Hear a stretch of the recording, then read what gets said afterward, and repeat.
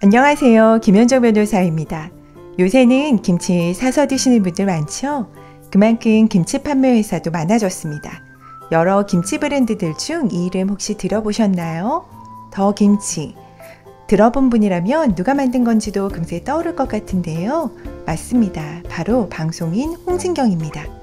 그런데 놀랍게도 이 더김치라는 이름, 상표 등록에는 실패한 이름이라는 사실 알고 계셨나요?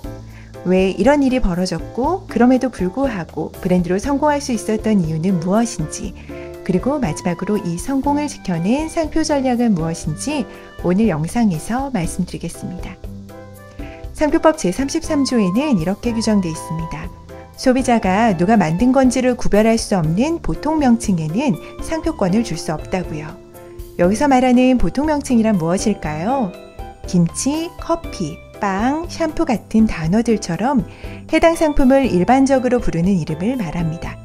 예를 들어 누군가 커피라는 단어만 상표로 등록해버린다면 다른 커피 회사들은 자기 제품에 커피라는 말을 쓰지 못하게 되겠죠. 그건 너무 불공정하잖아요. 그래서 보통 명칭은 누구나 쓸 수 있도록 열어두고 누구의 브랜드인지 구별할 수 있는 말에만 상표권을 부여합니다. 김치라는 단어도 마찬가지입니다. 너무 흔한 상품 이름이고 이걸 그대로 상표로 쓰면 소비자들이 누가 만든 김치인지 알 수가 없습니다. 즉, 식별력이 없는 거죠. 여기에 더라는 관사를 붙인다고 해도 크게 달라지지 않습니다. 더는 단지 강조를 위한 표현일 뿐 특정 브랜드로 인식될 만큼 독창적이지 않다는 게 특허청의 판단이에요. 그래서 더김치라는 이름으로는 상표 등록이 거절된 겁니다. 그런데도 우리는 더김치라는 이름을 기억합니다. 왜일까요? 그건 바로 홍진경의 브랜드 전략 덕분입니다. 신뢰감 있는 인물, 집합 같은 감성, 간결하고 반복되는 네이밍, 그리고 깔끔한 디자인까지. 이 모든 요소가 어우러져 소비자 마음속에 더김치라는 브랜드를 각인시킨 겁니다. 하지만 여기서 중요한 질문이 생깁니다. 그렇게 유명해졌는데 굳이 상표 등록이 필요할까요? 답은 필요합니다. 왜냐하면 기억되는 것과 보호받는 것은 다르기 때문입니다. 브랜드는 감성이고 상표는 법이기 때문이죠. 브랜드는 소비자의 마음속 이미지입니다. 좋은 기억, 감성적인 메시지, 이 모든 게 브랜드를 만들어냅니다. 하지만 상표는 다릅니다. 상표는 법적으로 권리를 주장할 수 있는 유일한 수단입니다. 상표 등록을 하지 않으면 누군가 같은 이름을 먼저 등록하거나 사용하더라도 법적으로 막을 수 없습니다. 심지어 내가 침해자가 될 수도 있어요. 브랜드를 지키려면 반드시 상표 등록이라는 법적 장치가 필요합니다. 상표 등록이 중요한 이유는 세 가지입니다. 첫째, 모방 방지입니다. 내가 먼저 만들고 쓰기 시작한 이름이라도 상표 등록을 안 해놓으면 문제가 생길 수 있어요. 왜냐고요? 상표권은 누가 먼저 썼느냐보다 누가 먼저 등록했느냐를 더 중요하게 보기 때문입니다. 이걸 선등록주의라고 해요. 예를 들어 볼게요. 제가 현정김치라는 이름으로 김치를 팔기 시작했어요. 3년 동안 열심히 홍보하고 브랜드도 어느 정도 인지도를 얻었죠. 그런데 상표 등록은 안 해뒀어요. 그런데 어떤 다른 사람이 제 이름을 보고 현정김치로 상표 등록을 해버린 거예요. 자, 이제 어떻게 될까요? 그 사람이 오히려 저에게 내 상표를 침해했다며 경고장을 보내고 사용을 중단하라고 요구할 수 있게 되는 겁니다. 내가 먼저 만들었고 먼저 썼는데도 말이죠.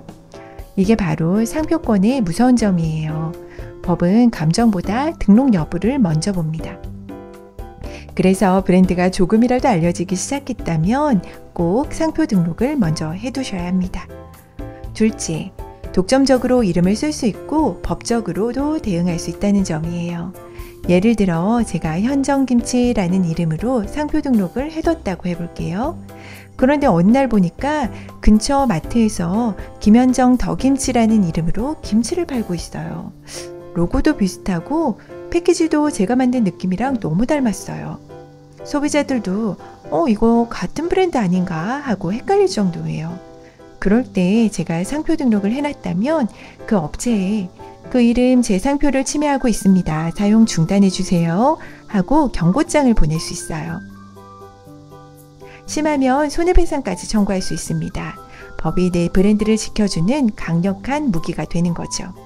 하지만 상표 등록을 안 해뒀다면 그 이름이 아무리 내 것 같아도 법적으로는 아무 대응도 못합니다. 그래서 상표 등록은 그냥 종이 한 장이 아니라 브랜드를 보호할 수 있는 진짜 힘이 되는 거죠. 셋째, 상표 등록은 브랜드를 자산으로 만들어줍니다. 예를 들어 제가 현정김치라는 이름으로 작은 가게를 열었는데 맛있다고 소문이 나서 주문도 많아지고 이거 프랜차이즈로 해보자는 제안도 들어왔어요.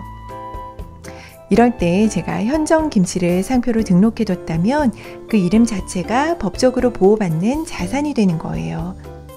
투자자 입장에서는 이 브랜드는 이름도 지켰고 또 앞으로 확장해도 문제 없겠네 하고 가치를 높게 평가하죠. 심지어 나중에 회사를 팔거나 사업 파트너를 구할 때도 상표 등록이 돼 있는 브랜드는 돈으로 환산할 수 있는 무형 자산이 됩니다.